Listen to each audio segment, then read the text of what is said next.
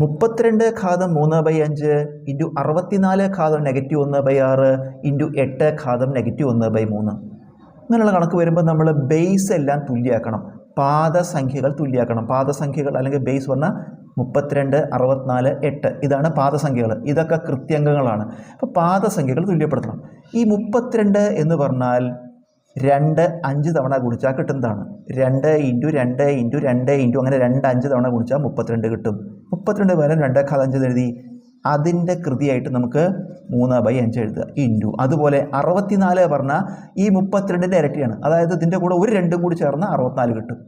അപ്പോൾ ഇത് 2 ഘാതം 6 ആയിരിക്കും. 2 ഘാതം 6 അതിൻ്റെ കൃതിയായിട്ട് -1/6 ഇൻറ്റു 8. പിന്നെന്താ 2 3 തവണ ഗുണിച്ചാൽ കിട്ടും. 2 ഇൻറ്റു 2 ഇൻറ്റു 2 ആണ്. അപ്പോൾ 8ന് പകരം നമുക്ക് 2 ക്യൂബ് എന്ന് എഴുതാം. അതിൻ്റെ കൃതിയായിട്ട് -1/3.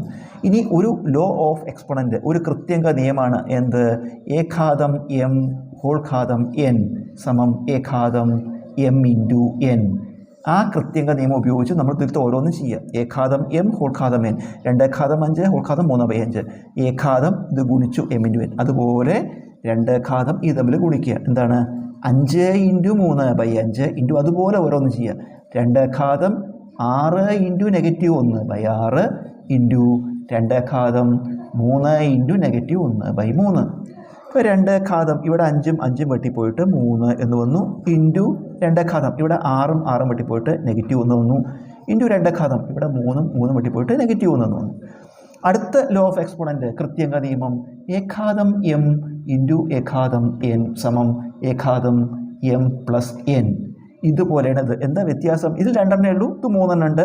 അപ്പോൾ 2 വരുമ്പോൾ നമ്മൾ m എന്നും കൂട്ടി, 3 വരുമ്പോൾ അത് 3 കൂടി കൂട്ടണം. അപ്പോൾ a വരുമ്പോൾ നമ്മൾ a എഴുതി. അതുപോലെ ഇവിടെ എന്താ എഴുതുക? 2 എന്നിട്ടിട്ട് ഇതെല്ലാം കൂടി കൂട്ടുക. എന്ന് പറഞ്ഞാൽ 3 ഇതിന് നെഗറ്റീവാണ്, അതുകൊണ്ട് കുറയ്ക്കുക. 3 കുറയ്ക്കണം 1 കുറയ്ക്കണം 1 സമം 2 ഘാതം 3 1 കുറച്ചാൽ 2, 2 1 കുറച്ചാൽ 1. ഇപ്പോൾ കൃതി 1 വരുമ്പോൾ നമ്മൾ സാധാരണ എഴുതാറില്ല. 2 ഘാതം 1 ഉത്തരം 2.